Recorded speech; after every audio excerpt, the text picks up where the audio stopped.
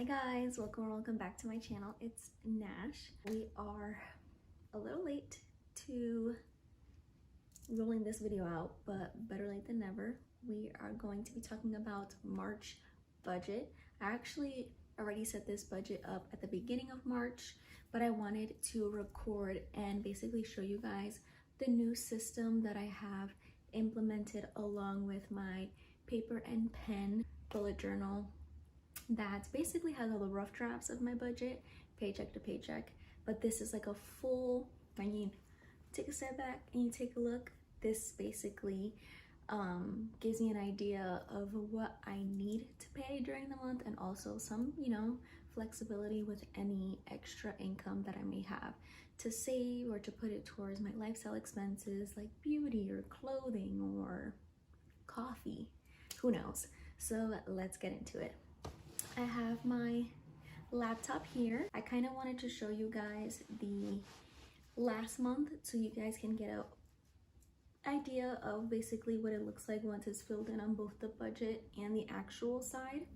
So this is actually a budget spreadsheet that I purchased from Selena Trevino, I believe is her last name.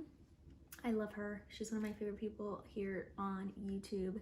And this just honestly saved me the headache of putting all the formulas and stuff together. So I purchased it. I'll leave a link to her website so you guys can purchase it as well if you're interested, of course.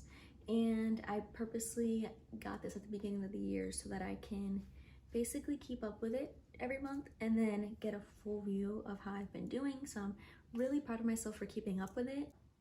If you see here on this side, we have the bills and fixed expenses.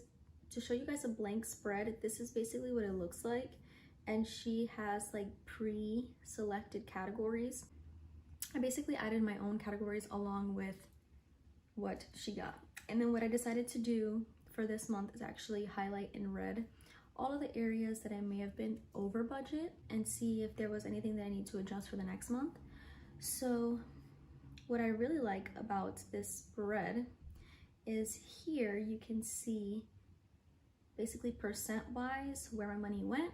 So for February, basically 65% went to all my bills, which is crazy, but that's gonna be like kind of like the new reality for me. And I'm just trying to make the most out of the money that I do get. And then variable expenses, which I consider are my lifestyle funds. If you see here, that's these. And then we have savings, sinking funds, and debt, which if we go down here is my student loan, and I'm paying off my Bank of America credit card, a couple random expenses that have built up there that I want to basically pay down. So let's get into what we actually came for. All I've done is I actually filled out the categories that I want, a rough idea of the categories that I want to include, and then we'll fill in the numbers together. So we're gonna start off with income. First one is my main income, and then I have medical, I have bonus, and Nash's wallet is something new. I'm gonna see if I can start paying myself small little paychecks each month. So we'll see if that happens in the month of March. But for my main income, I'm actually budgeting less than I usually have because I've been working less. It has been a little bit slower at the office, which means hours get cut. So I haven't been hitting my usual 40 hours or my usual 37 hours, I should say. That's kind of been my average since I've started working. And now it is significantly less. So what that means, less money in my pocket. Medical, I don't have health insurance through my job. We get a medical stipend every month. So I'm putting that separate because that's $80.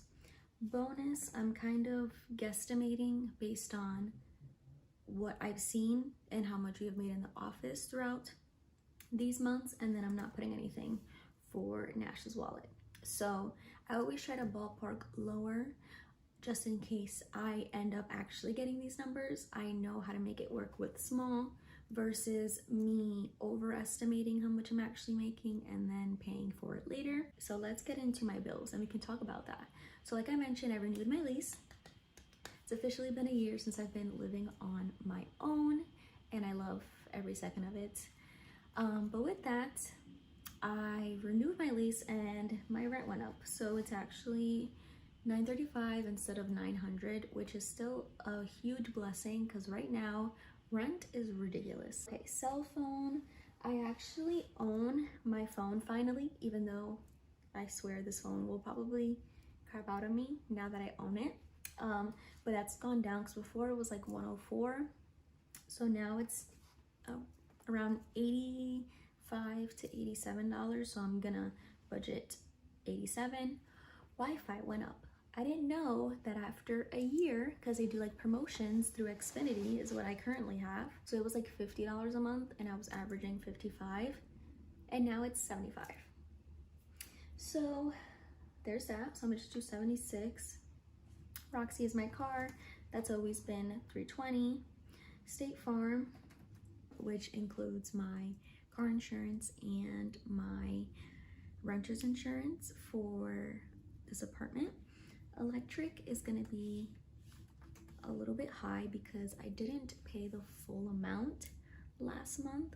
I paid a huge portion of it, so I know I have that remaining balance plus whatever I've used up in the last month, so I'm putting around $130, but I do plan to get caught up in that. I just wasn't expecting it to be so high. Like, it was one bill after the other, just kept going up, and I'm like, what is going on? Like, my income's getting less, but my bills are getting more. Make it make sense. And then down here, as you can see, automatically subscriptions has 32 on the actual side, and that's actually because it's my gym membership and Apple Music combined. So it automatically gets put there because that's a subscription that's always gonna be there unless I cancel it. So I'm just adding that. So as you can see, we only have $621 left to work with after all the bills have been accounted for.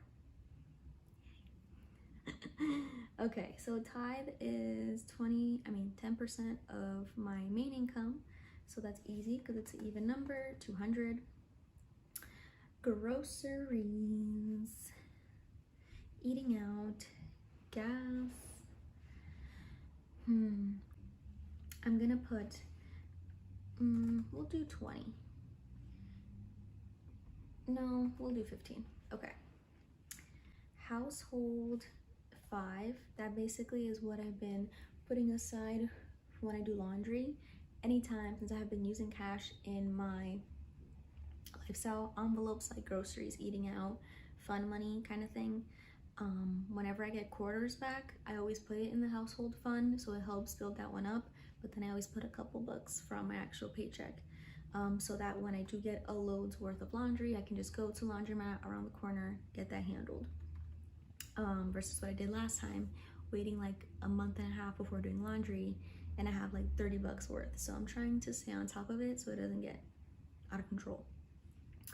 Back to groceries. I know last month I did 150 and I stayed in budget. I can tell you right now, I'm struggling with my grocery, but we'll do the same.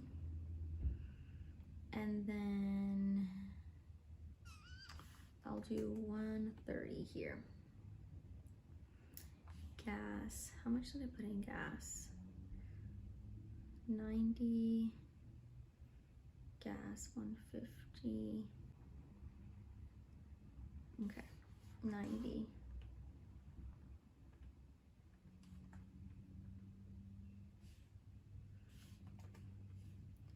Okay.